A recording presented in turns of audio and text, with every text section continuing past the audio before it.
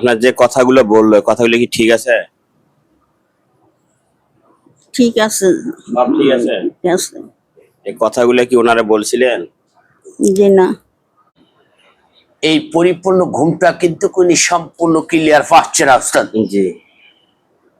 আবার দেখতে পেলাম উস্তাদ ওনার যেরকম একটা খানা রুচি থাকার কথা উস্তাদ, এই খানা রুচিটা আংশিকটা কমে যাচ্ছে। জি। শারীরিকে যেরকম পেশাব থাকার কথা উস্তাদ, হ্যাঁ। এই পেশাব যখন আপডাউন অবস্থান করতেছে ঘাট থেকে এরকম করে খেসা খেসা অবস্থান হয়ে আসতেছি। জি। ডান সাইড বাম সাইড থেকে বল শক্তি কমে আসতেছে, আর বুকমন্ডল থেকে হার্টবিট থেকে দুপাজরা থেকে চাপ পূরক অবস্থান হচ্ছে উস্তাদ। জি।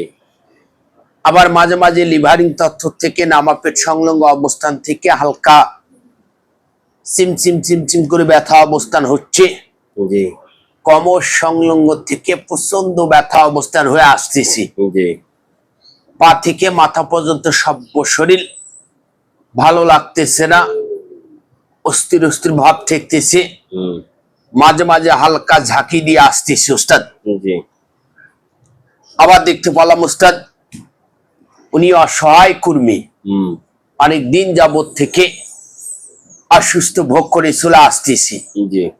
গভীর নির্জন রাত্রে যখন ঘুমের ঘরে চলে যাচ্ছে উস্তাদ, ঘুমান্ত অবস্থানে বিভিন্ন রকমের কুস্বপ্নে লিপ্ত সংলগ্ন অবস্থান হচ্ছে। জি। তাকে ধরার সিমটম অবস্থান হয়ে আসতেছে। কখনো দেখা যাচ্ছে আস্তে আস্তে তার যে ধারণ ক্ষমতা, চলার যে গতি উস্তাদ, এটাকে আংশিকটা কমে যাচ্ছে উস্তাদ। কথা বুঝতে পেরেছি উস্তাদ? কিরমে দিন যাচ্ছে অসহায় কর্ম অবস্থান হচ্ছে, কিরমে দিন যাচ্ছে অশান্তির দিকে চলে যাচ্ছে। এই খালামণি আসলে ওনার শারীরিক থেকে মানসিক থেকে চলার গতির থেকে শান্তি প্রভাব গুলা হারিয়ে যাচ্ছে, পাচ্ছে না, হারিয়ে ফেলতেছি। কত একটা কষ্ট নিয়ে উনি সামনের দিকে আগাচ্ছে, এটা অনেক দিন যাবত আগ থেকে এনার কিন্তু এই সমস্যা গুলা চলে আসতেছে। কথা বুঝতে পেরেছি উস্তাদ? কেন হচ্ছে, কোথা থেকে হচ্ছে, একটা পাক ঘুরে দেখে এসে আপনাকে ফুল তথ্য দেব উস্তাদ ইনশাআল্লাহ।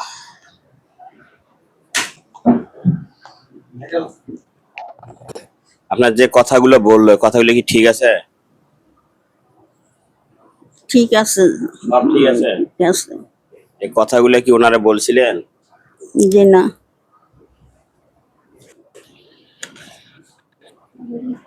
আমরা এখন দেখবো কোথা থেকে কি হচ্ছে ইনশাআল্লাহ। আলহামদুলিল্লাহ উস্তাদ। ওটাই দেখতেছি আমরা, সমস্যা নাই। পাশাপাশি আমরা আপনি প্রশ্ন করেছেন এগুলা কেন হচ্ছে, কোথা থেকে হচ্ছে। জি। ওনার সঙ্গে খবির জিনের আক্রোশ প্রভাব আছে উস্তাদ। এই খবির জিন গিলা ওনাকে এই যে আপনাকে তথ্যগুলা দিলাম এগুলা ডিস্টার্ব করে আসতেছি। কথা বুঝতে পেরেছি উস্তাদ? যে অশান্তি আমি ভোগ করতে আছি, এই যে কত বছর দুনিয়া শেষ করছি, দুনিয়ার কবিরা শেষ করছি, অনেক জায়গা গেছি হুজুর। যেই কষ্ট আমার দেয়, আমার শিক্ষারে দুনিয়ার মাইসে তামসা চায়, আমি কিভাবে মাফ করতাম? যাক, এখন আমরা ওকে হাজির করছি, ধরছি। আল্লাহ পাক যেন আপনাকে সম্পূর্ণ পরিপূর্ণ সুস্থ করে।